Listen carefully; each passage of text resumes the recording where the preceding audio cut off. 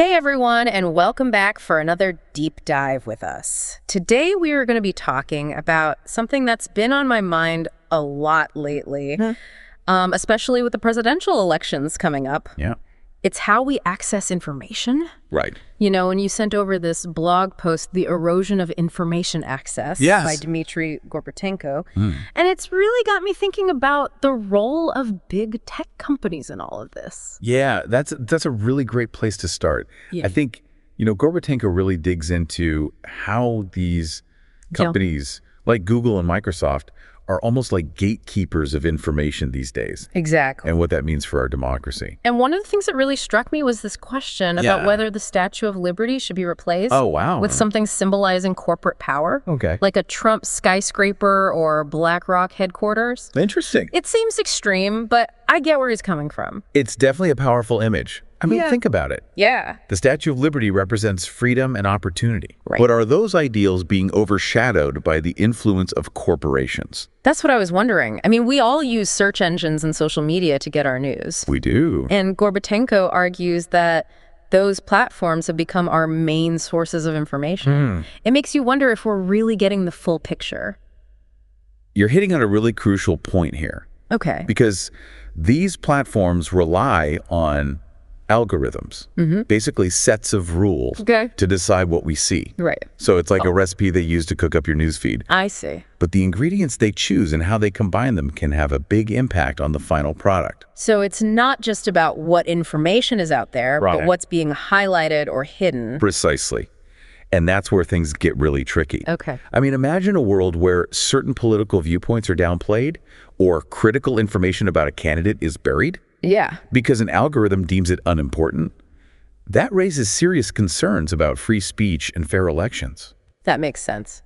Gorbatenko also talks about algorithmic transparency. Yes. And I have to admit, I'm not entirely sure what that means. Well, algorithmic transparency basically means being able to see the rules that these tech companies are using to curate our information. Okay. It's about understanding the criteria they use to decide what we see and what we don't see. So it's like asking for the recipe. Yes. Not just accepting whatever dish they put in front of us. Exactly. And when we talk about the potential for bias, we're talking about something called filter bubbles. Okay. These bubbles are created when algorithms prioritize content that aligns with our existing beliefs and interests. Got it. It's like being stuck in an echo chamber where everyone agrees with you. Right. It might feel comfortable, Yeah. but it can really limit your exposure to different perspectives.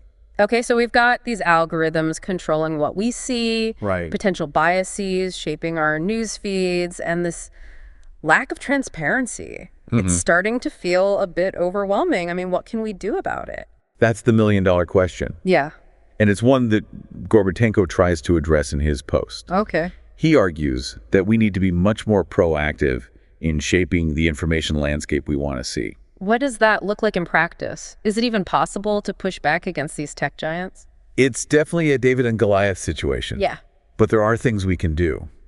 Gorbatenko emphasizes the importance of individual action. Okay. He urges readers to advocate for greater transparency in how these algorithms operate. Got it. We need to understand how these decisions are being made and what criteria are being used to prioritize or suppress information.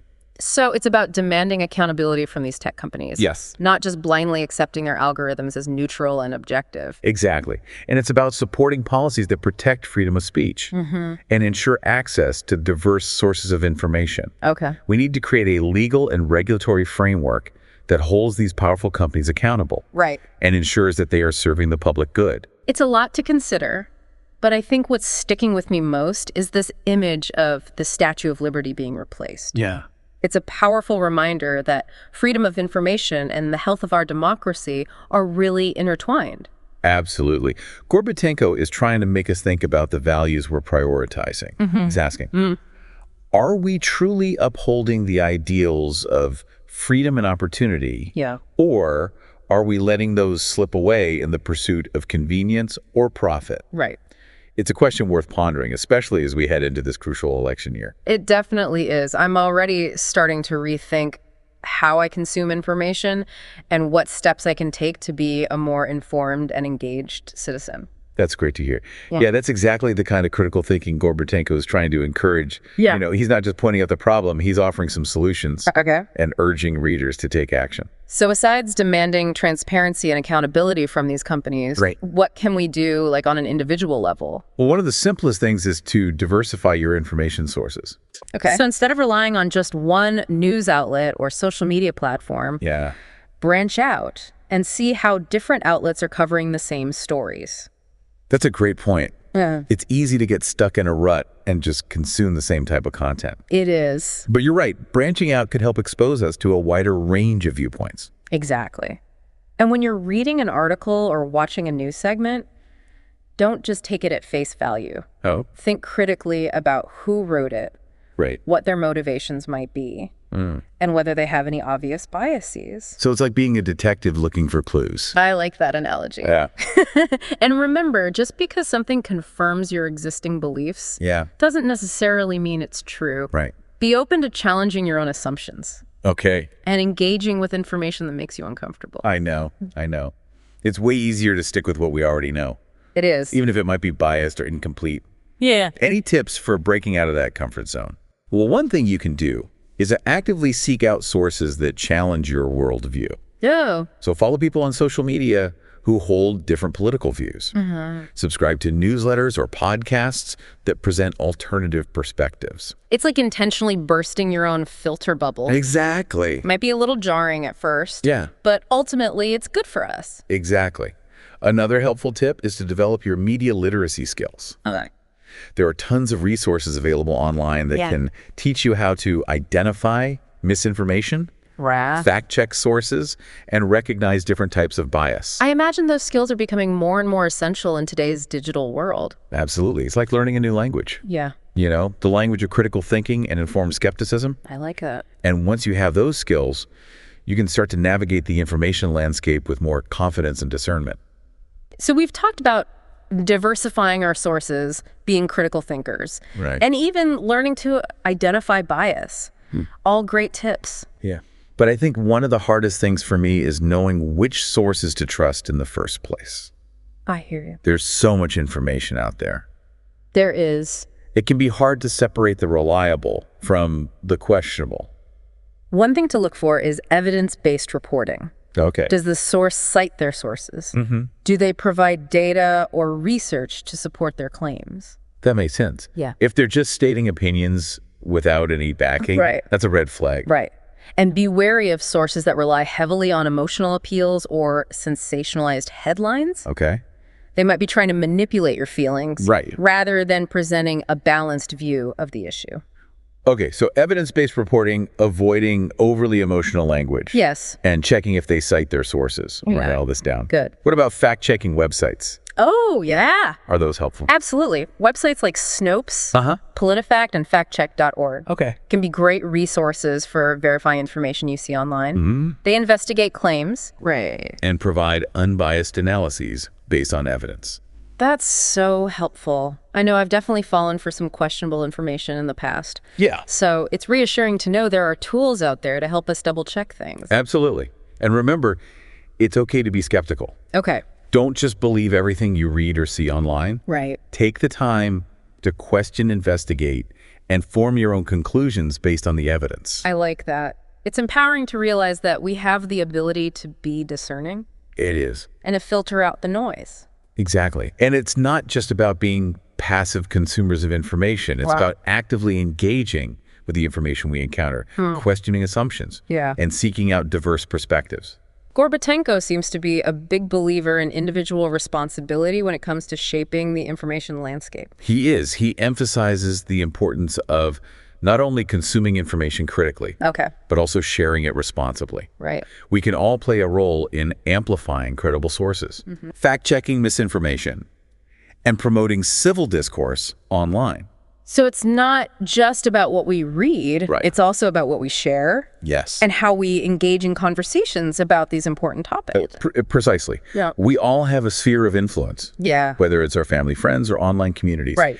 And we can use that influence to promote thoughtful discussions and encourage others to be critical thinkers. This has been so insightful. I'm starting to see how all of this connects back to the idea of the Statue of Liberty. Yeah. And those core values we were talking about earlier, freedom of information. Right. And democratic principles rely on our ability to access, Right. evaluate, and share information responsibly. I couldn't have said it better myself. It's a reminder that those freedoms aren't just handed to us. Right. They require active participation and a willingness to engage in critical thinking. I'm curious, besides all the tips and strategies we've already discussed, what's one thing you personally do to stay informed and avoid getting caught in those filter bubbles? That's a great question. I try to regularly engage in what I call information cross-training. Information cross-training? Yeah, just like physical exercise. Okay. It's about challenging myself. Okay. By intentionally seeking out viewpoints that differ from my own. I see. So I might read an article from a publication that leans in the opposite political direction. Okay. Or listen to a podcast with guests who hold different perspectives. That's interesting. It's like making sure you're working all the different information muscles to stay balanced. Exactly. It can be uncomfortable at times. Yeah. But it helps me stay aware of my own biases. Okay. And keeps me open to new ideas. I love that analogy. Yeah. It really highlights the importance of being proactive and intentional about how we consume information. Right. It's not just about passively scrolling through our feeds. Yeah. It's about making conscious choices to expose ourselves to a wider range of viewpoints. You got it. It's about recognizing that we all have a responsibility to be informed and engaged citizens. Right. Especially in today's complex and rapidly changing world. It's like we've been saying all along. Yeah. It's not about avoiding technology altogether. Right. It's about using it wisely and purposefully. Couldn't agree more. It's about being in the driver's seat, not just letting the algorithms steer. I think Gorbatenko's blog post really highlights the importance of being aware of those algorithms in the first place. Yeah. I know for me, I kind of took them for granted before. Right. But now I'm realizing they have a much bigger impact than I realized. That's a common realization. We often don't think about the forces behind the scenes shaping what we see online. Yeah. But once you start to peel back the layers and understand how these algorithms work, it can be pretty eye-opening. Definitely. And it makes you realize that we're not just passive consumers. Right. We have choices. Yeah. We can choose to be more critical, more discerning, and more proactive in seeking out diverse perspectives. Absolutely. It's about reclaiming our agency as information seekers. Yes. And recognizing that we have the power to shape the information landscape. I'm also thinking about how this all ties back to the upcoming elections. Okay. We've talked about the potential for bias and misinformation. Right? But it seems like these issues become even more critical during an election cycle. Absolutely. Ah. You're right. Elections are when access to accurate, unbiased information is absolutely essential for a functioning democracy. Right. Voters need to be able to make informed decisions based on facts, not manipulated narratives or targeted propaganda. So it's not just about protecting our own individual right to information. It's also about safeguarding the integrity of the democratic process as a whole. Exactly. And that means being extra vigilant during election season. Okay. We need to be aware of the potential for misinformation campaigns, targeted advertising, and other tactics designed to influence our votes. It's a little daunting, to be honest. But it also feels empowering to know that we can do something about it. We can. Yeah. You're not powerless. Not at all. We have the power to choose our sources. Right. To fact-check information, to engage in thoughtful discussions, and to hold those in power accountable. This has been such a thought-provoking conversation. Oh, good. I'm glad. I feel like I've gained a whole new perspective on how I consume information. Yeah. And the role I play in shaping the information landscape. I'm glad to hear that. And I hope our listeners are feeling empowered, too. Yeah. To take some of these insights and apply them to their own lives. Before we wrap up, is there anything else you'd like to leave our listeners with? Sure. Any final words of wisdom? I would just encourage everyone to stay curious. Okay. Keep asking questions and never stop learning. The information landscape is constantly evolving. So we need to be lifelong learners, always adapting and refining our skills. That's a great point. It's not a one-time fix. Yeah. It's an ongoing process. Yeah. Of being engaged and informed. And remember, you're not alone in this. Right. There are tons of resources available to help you navigate the complexities of the digital world. That's good to know. I'll make sure to include links to those resources in the show notes. Right. For anyone who wants to dive deeper. Perfect. And ultimately, it's about recognizing that information is power. Yes. But it's up to us to use that power wisely and responsibly. Beautifully said. Well, this has been an incredible deep dive. It has been. I know I've learned a lot, and I hope our listeners have too. Thanks so much for joining us today and sharing your expertise. It was my pleasure. Always happy to dive into these important conversations. And to our listeners, thank you for being a part of this journey with us. Remember, stay curious, stay informed, and keep diving deep.